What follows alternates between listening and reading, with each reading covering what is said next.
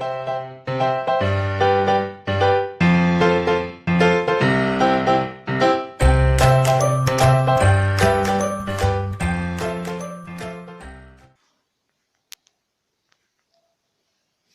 विद्यार्थी मित्रांनो, संजीवनी क्लासेस लोणारीमध्ये आपलं सर्वांचं हार्दिक स्वागत. तुम्ही जर आमचे या आधीचे व्हिडिओज बघितले नसतील तर नक्की बघा आणि तुम्हाला ते आवडले तर लाईक करा, शेअर करा आणि सबस्क्राईब करा. आणि ज्यांनी आतापर्यंत आमच्या चॅनलला सबस्क्राईब केलेलं आहे त्यांचे खूप खूप धन्यवाद. चला तर मग आज आपण बघूया क्वाड्रॅटिक इक्वेशन्सचा सेकंड चॅप्टरचा प्रॅक्टिस सेट 2.1. प्रॅक्टिस सेट 2.1 चा फर्स्ट क्वेश्चन आहे, write any two quadratic equations. Any two quadratic equations म्हणजे आता क्वाड्रॅटिक इक्वेशनचा स्टँडर्ड फॉर्म किंवा जनरल फॉर्म आपल्याला माहिती आहे. काय आहे त्याचा general form? ax² + bx + c = 0. हा आहे क्वाड्रॅटिक इक्वेशनचा जनरल फॉर्म. इथे सगळ्यात महत्त्वाचं काय आहे? a ≠ 0. मग या फॉर्म मध्ये तुम्ही कोणतेही दोन इक्वेशन्स लिहायचे. या प्रकारचे जे क्वेश्चन्स असतात ना यांना ओपन एंडेड क्वेश्चन्स असं म्हणायचं. हा जो फर्स्ट क्वेश्चन आहे प्रॅक्टिस सेट 2.1 मधला त्याला म्हणायचं open ended question.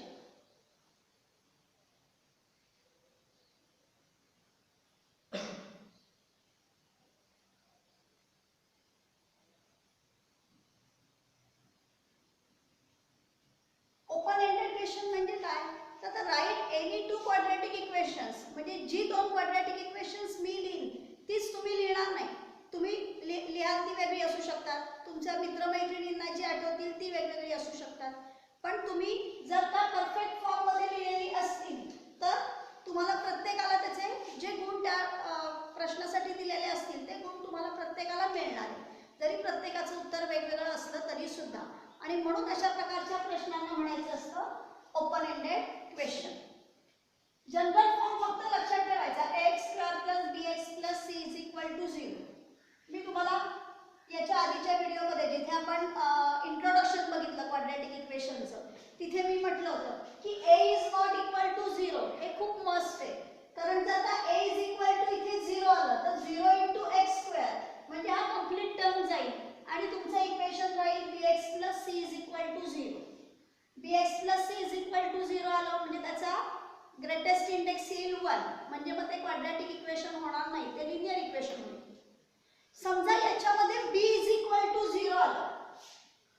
If b = 0 आपण हे बघितलं a ≠ 0. मग b = 0 चालेल का? तर बघा समजा या इक्वेशन मध्ये आपण b च्या इथे 0 घेतलं तर आपलं इक्वेशन काय येईल? Then ax² + 0x + c = 0. 0 ने कशाने मल्टिप्लाय केलं की आन्सर 0 येतं. म्हणजे तुमचं इक्वेशन होईल ax² + c = 0.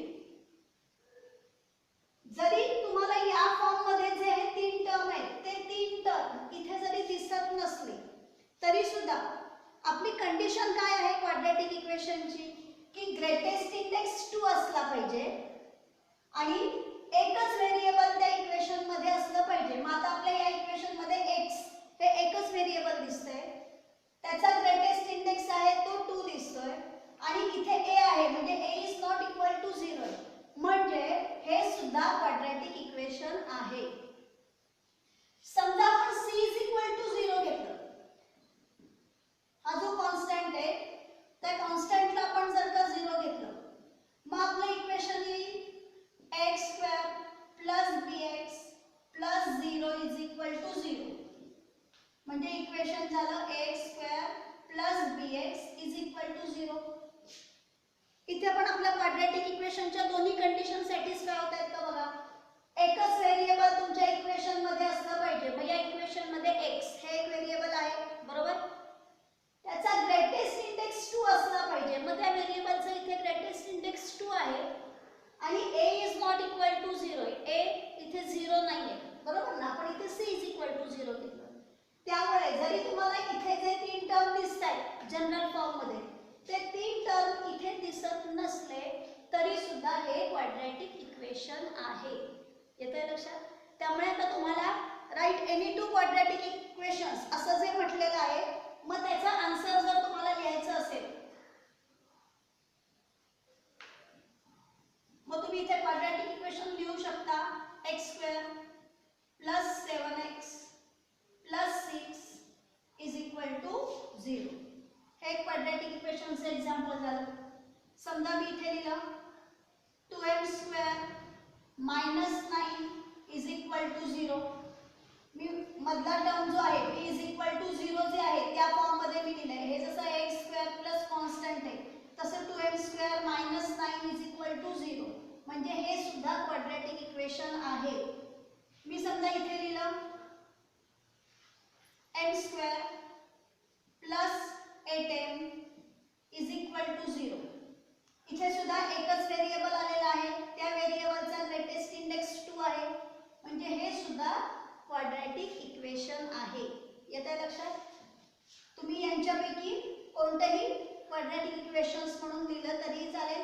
फक्त लक्षात ठेवायचंय की जो ग्रेटेस्ट इंडेक्स 2 असणारा टर्म आहे त्या टर्मचा कोएफिशियंट 0 घ्यायचा नाही. आणि हा जो जनरल फॉर्म आहे हा जनरल फॉर्म व्यवस्थित लक्षात ठेवायचा. ax² + bx + c = 0.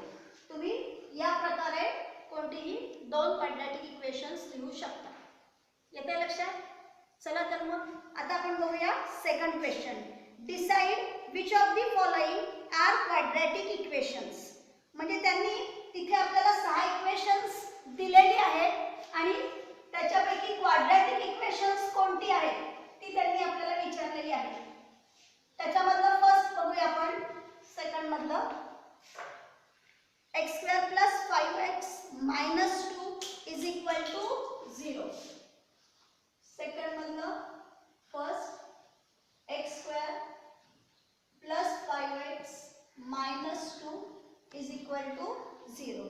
हे त्यांनी इक्वेशन दिलेलं आहे. त्यांनी सांगितलंय decide which of the following are quadratic equations. प्रश्न नीट लक्षात घ्यायचा आहे. डिसाइड म्हणजे तुम्हाला ठरवायचंय की त्यांनी दिलेलं हे जे इक्वेशन आहे हे इक्वेशन क्वाड्रॅटिक इक्वेशन आहे का की नाही आहे ते तुम्हाला इथे ठरवायचंय. मग आपण कसं ठरवणार क्वाड्रॅटिक इक्वेशन आहे की नाही ते? सगळ्यात पहिलं म्हणजे या इक्वेशन मध्ये फक्त एकच व्हेरिएबल आहे का? आहे. इथे फक्त x हे एकच व्हेरिएबल आहे. म्हणजे इथे आपण लिहायचं in this equation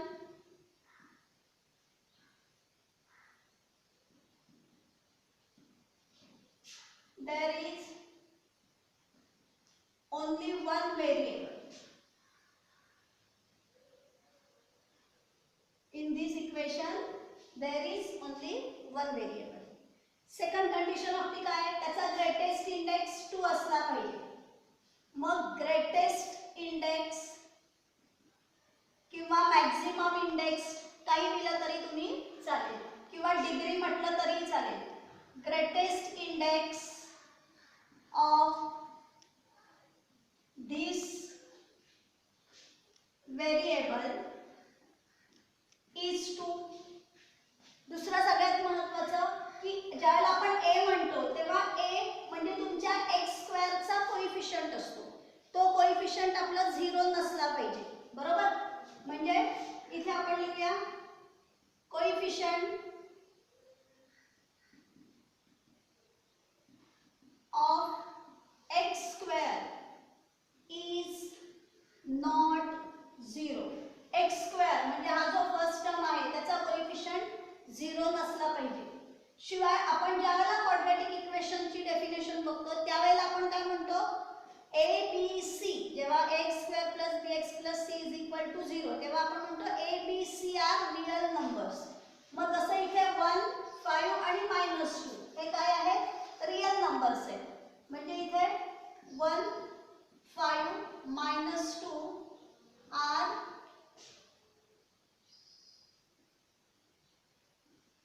real numbers. म्हणजे या सर्व कंडिशन इथे सॅटिस्फाय होत आहेत. बरोबर? म्हणून आपण इथे लिहिणार देअरफॉर गिवन इक्वेशन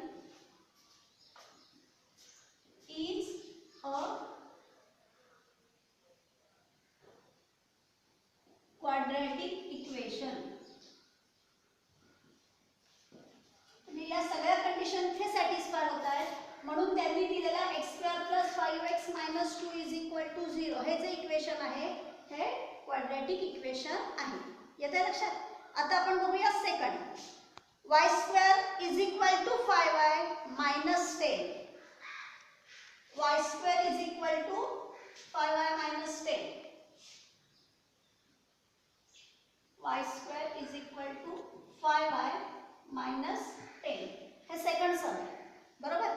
आता याला आधी आपण स्टँडर्ड फॉर्म मध्ये लिहून घेऊया. म्हणजे आपण काय करणार, स्टँडर्ड फॉर्म काय आहे, सगळे टर्म्स आहेत ते लेफ्टला आहे आणि राईट साइडला 0 आहे. म्हणजे इथे येणार y स्क्वेअर प्लस 5y या साइडला आल्यानंतर होतील मायनस 5y मायनस 10 या साइडला आल्यानंतर होतील प्लस 10 इज इक्वल टू 0. आता बघूया या सगळ्या कंडिशन इथे सॅटिस्फाय होत आहेत का.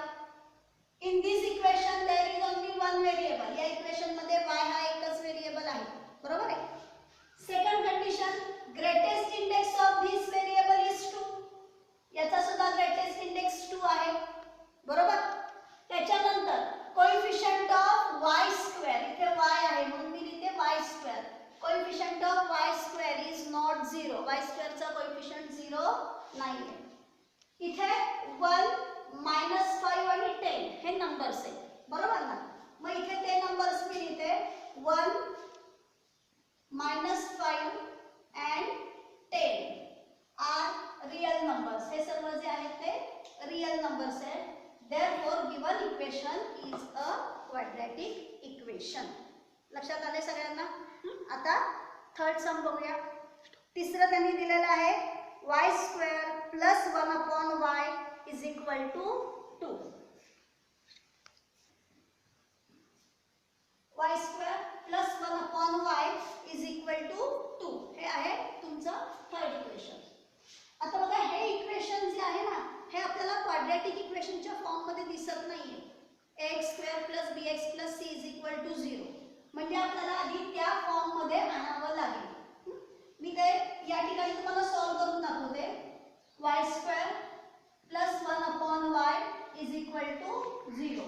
आपला जो जनरल फॉर्म आहे x square plus bx plus c is equal to 0 हा फॉर्म कायम लक्षात ठेवायचा. या फॉर्म मध्ये आधी इक्वेशनला कन्वर्ट करायचं आणि मगच हे सगळे पॉइंट्स आहेत हे सगळे पॉइंट्स ठरवायचे. मग आता इथे आपल्याला हा डिनॉमिनेटर नकोय. मग जर डिनॉमिनेटर घालवायचं असेल तर काय करायचं असतं, त्याच डिनॉमिनेटरनी कंप्लीट इक्वेशनला मल्टिप्लाय करायचं. म्हणजे इथे मी y नी कंप्लीट इक्वेशनला मल्टिप्लाय केलं. Multiplying the equation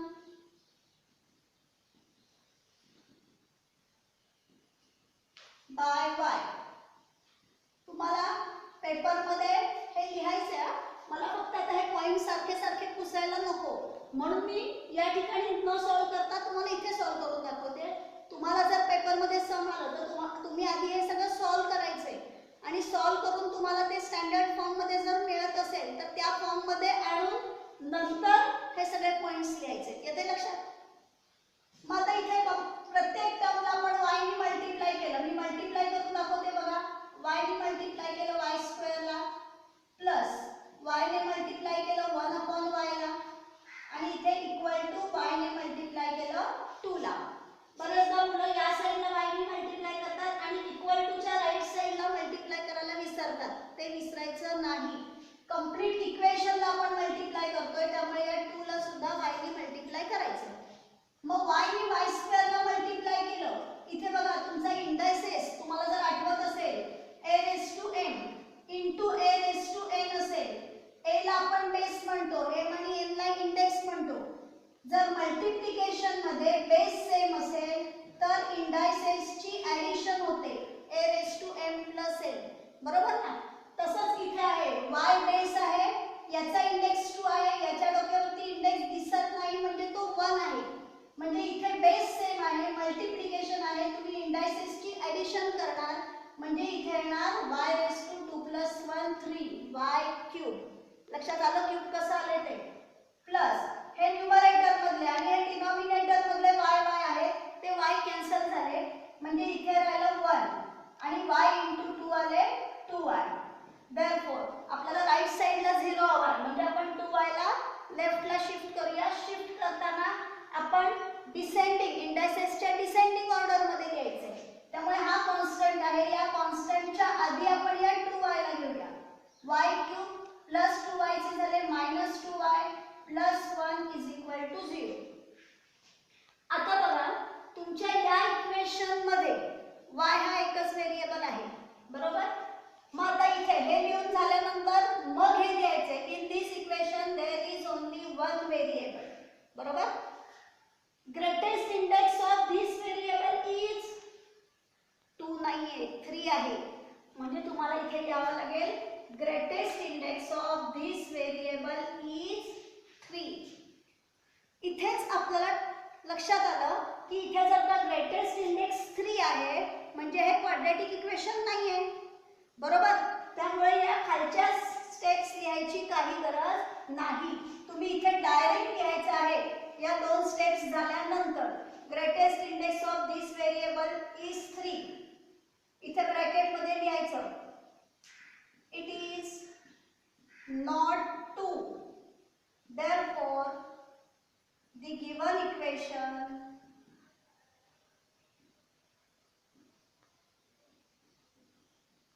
is not the quadratic equation.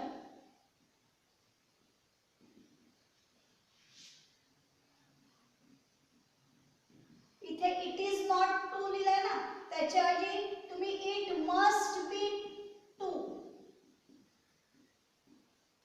असं लिहिलं तरी चालेल. इट इज नॉट 2 असं लिहिलं तरी बरोबर आहे. आणि greatest index of this variable is 3. It must be 2, ते 2 असलं पाहिजे, बरोबर की नाही. आणि म्हणून therefore the given equation is not the quadratic equation. लक्षात आलंय सगळ्यांना. चला फोर्थ सम काय आहे, x plus 1 upon x is equal to -2. हे पण स्टँडर्ड फॉर्म मध्ये नाहीये, म्हणजे पुन्हा आपल्याला याला सॉल्व करावं लागेल. x plus 1 upon x is equal to -2.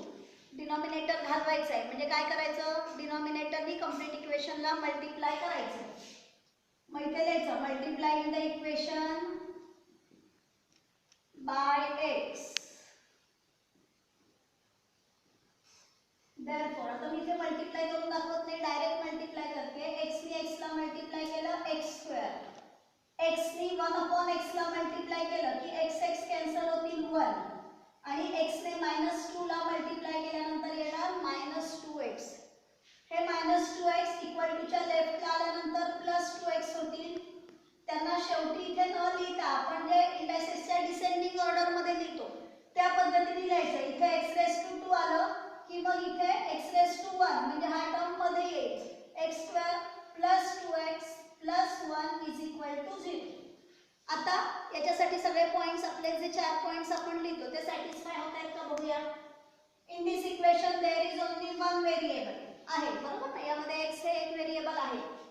Greatest index of this variable is, याचा ग्रेटेस्ट इंडेक्स आहे 2, बरोबर. त्याचा कोएफिशिएंट काय आहे तो बघा, अदर दॅन 0 आहे, हो की नाही. काही लिहिलेलं नाही म्हणजे तो 1 असतो. म्हणजे इथे आपण लिहूया coefficient of x² is not 0. It is not 0. 1 याचा कोएफिशिएंट आहे 2 आणि हा कॉन्स्टंट आहे 1, म्हणजे 1 आणि 2 हे रियल नंबर्स आहेत. मग इथे आपण लिहूया 1, 2 are real numbers. therefore given equation is the quadratic equation.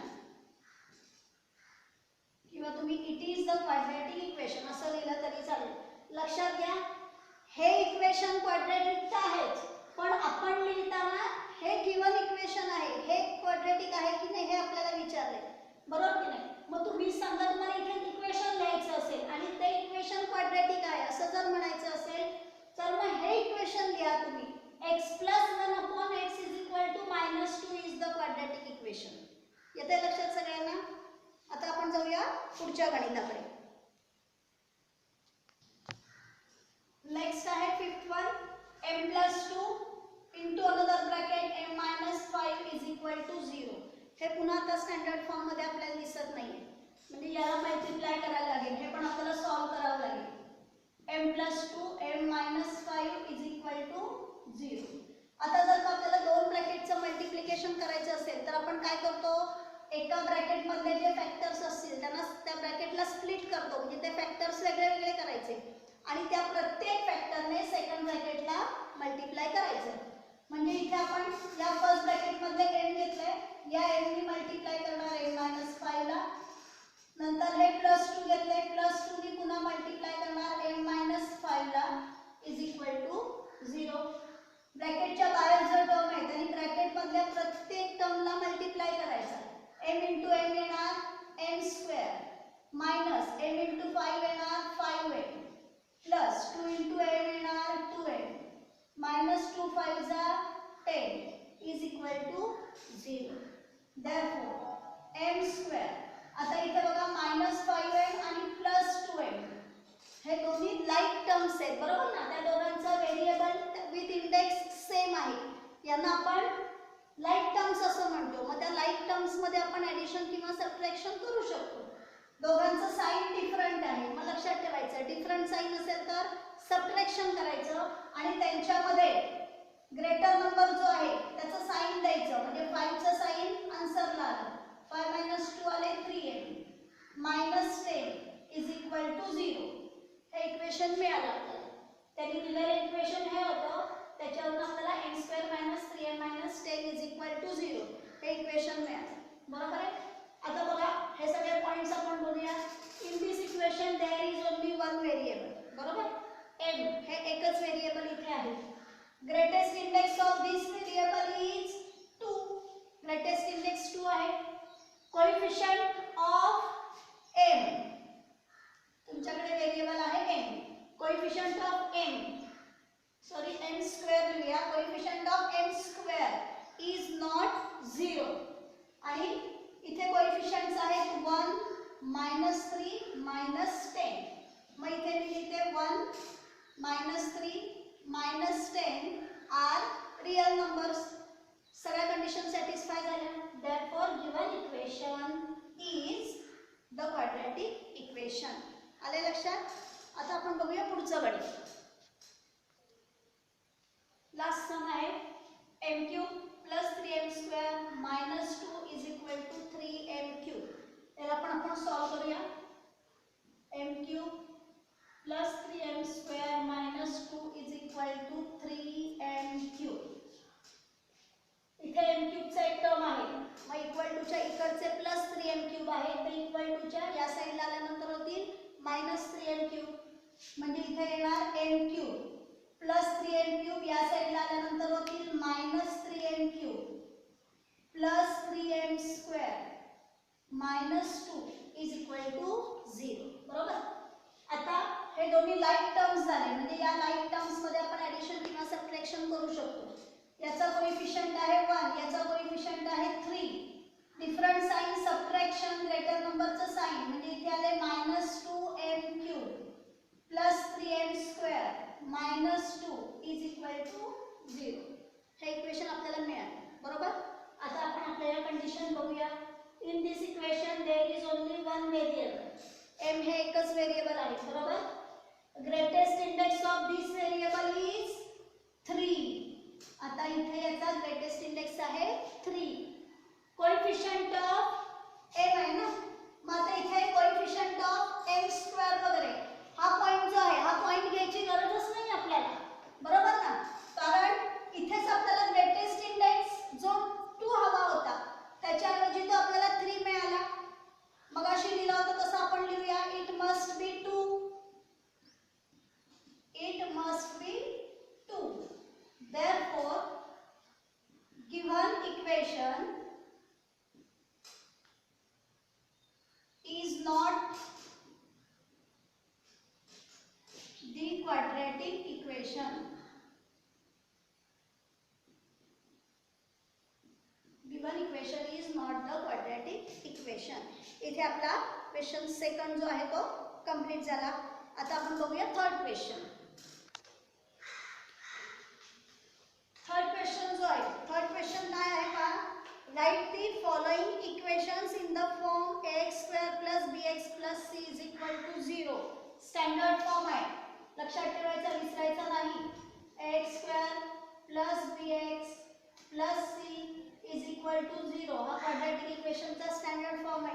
तुम्हाला दिलेलं प्रत्येक इक्वेशन इथे जे आहे ते या स्टँडर्ड फॉर्म मध्ये कन्वर्ट करायचे.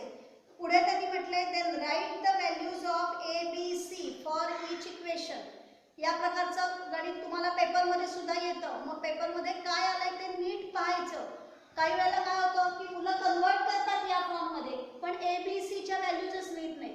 तर तो प्रश्न संपूर्ण वाचायचा आणि त्यानुसार आपलं उत्तर आपण संपूर्ण लिहिलेलं आहे ना याची खात्री करून घ्यायची.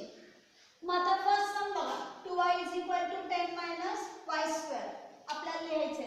मग आपण इथे काय करूया, -y² च्या या साईडला आल्यानंतर होतील +y². नंतर आहेत हे 2y, हे 2y आहे तिथेच आहे त्यामुळे त्यांचं प्लस साइन तसंच राहतील. हे +10 च्या लेफ्टला आल्यानंतर होतील -10 = 0. बघा तुमचं इक्वेशन या फॉर्म मध्ये आलं, बरोबर. मग आता त्याच्या खाली लिहायचं कंपेअरिंग दिस इक्वेशन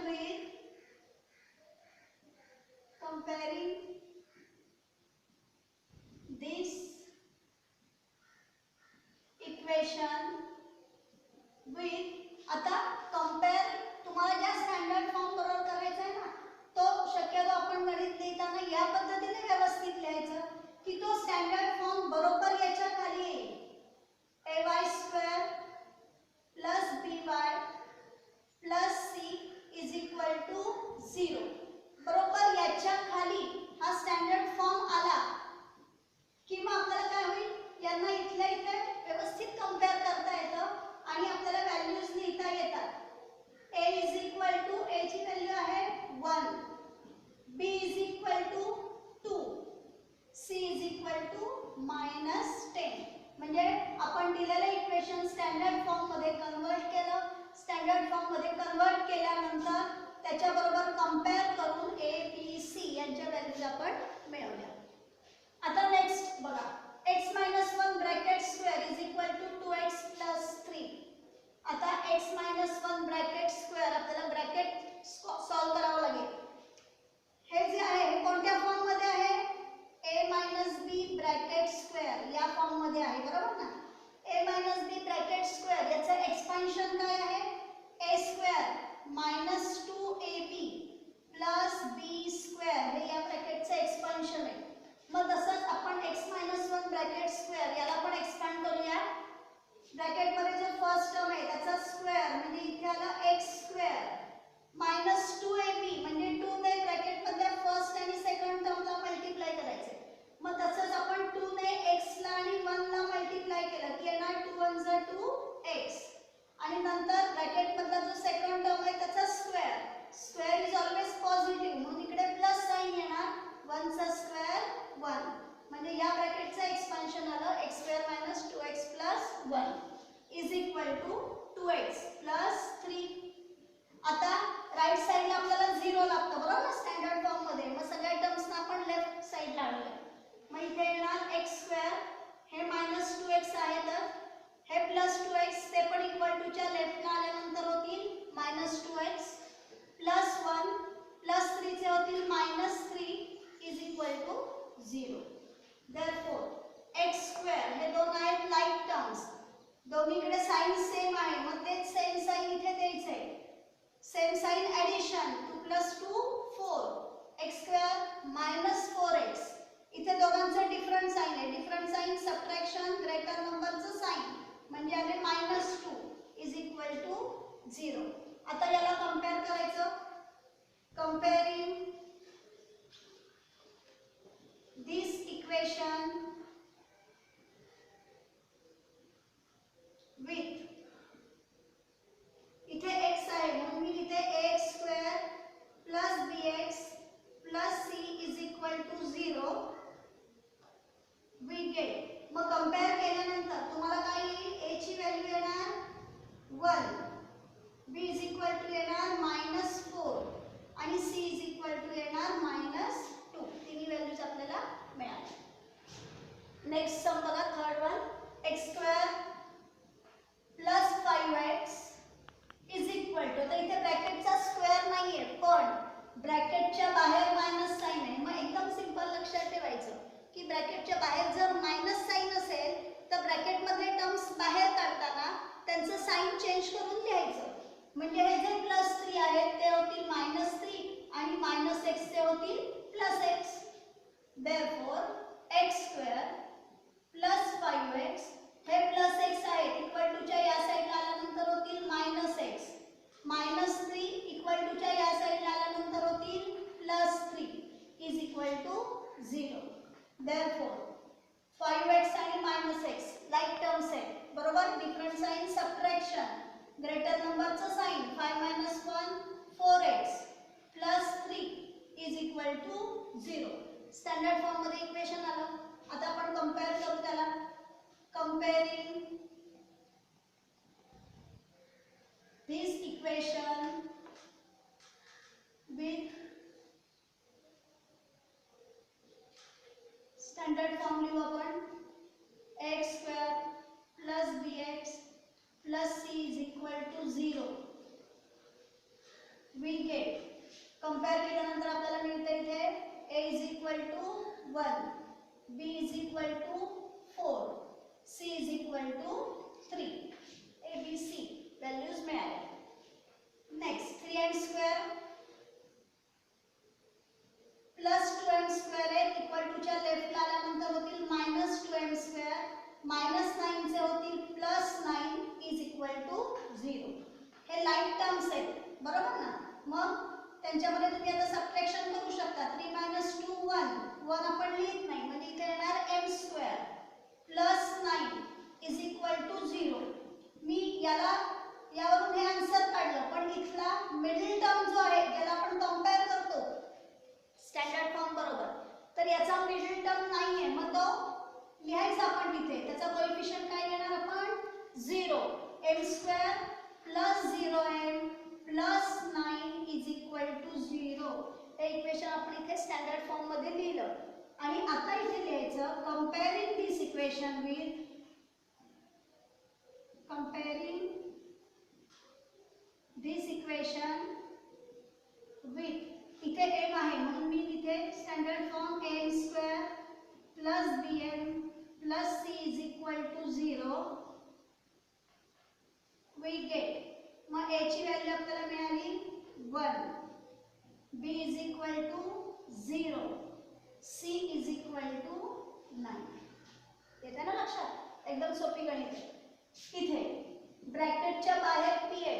ब्रॅकेटच्या बाहेर जर टर्म आहे आणि ब्रॅकेट मधल्या प्रत्येक टर्मला मल्टिप्लाय करायचं. p ने 3 ला मल्टिप्लाय केल्यावर आलं 3p प्लस p ने 6p ला मल्टिप्लाय करायचं. इथे मल्टिप्लाय करताना मुलं बरेचदा कन्फ्यूज होतात. 7 लिहायचं का 6 लिहायचं. तर लक्षात ठेवा हे 6 आहे, याचा कोएफिशियंट आहे 1 बरोबर. मग जे कोएफिशियंट आहेत त्यांचं मल्टिप्लिकेशन येतं 6 × 6 आणि त्यांच्या बरोबर जे व्हेरिएबल आहेत त्या व्हेरिएबलचं मल्टिप्लिकेशन म्हणजे त्यांच्या इंडायसेसची ॲडिशन. मग इथे p⁻² आहे, इथे पण p⁻² आहे म्हणजे इथे येणार p⁻² म्हणजे p² 6p² is equal to -5. -5 equal to च्या या साइडला आल्यानंतर +5 होणार आहे. आपण यांना डिसेंडिंग ऑर्डर मध्ये लिहूया इंडायसेसच्या. 6p² प्लस 3p -5 या साइडला आल्यानंतर होतील +5 इज इक्वल टू 0 बरोबर. आता आपण यांना कंपेअर करूया. Comparing this equation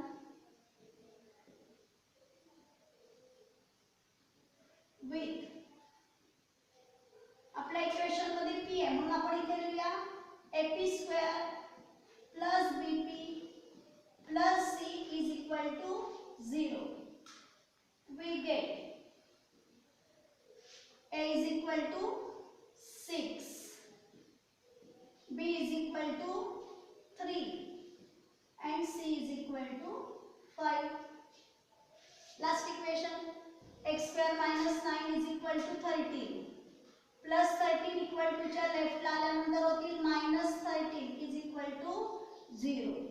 therefore x square same sign addition greater नंबरचं साइन 22 इज इक्वल टू 0. इथे मिडिल टर्म नाहीये म्हणजे त्याच्यासाठी 0 कोएफिशियंट घेऊन मिडिल टर्म घ्यायचं आहे आपल्याला. म्हणजे इथे येणार x square plus 0x minus 22 is equal to 0. Comparing this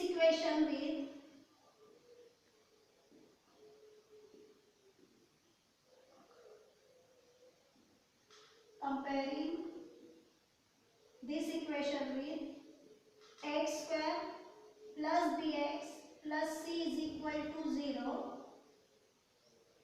we get a is equal to 1, b is equal to 0, c is equal to minus 22. या ठिकाणी आपला थर्ड क्वेश्चन कंप्लीट झाला.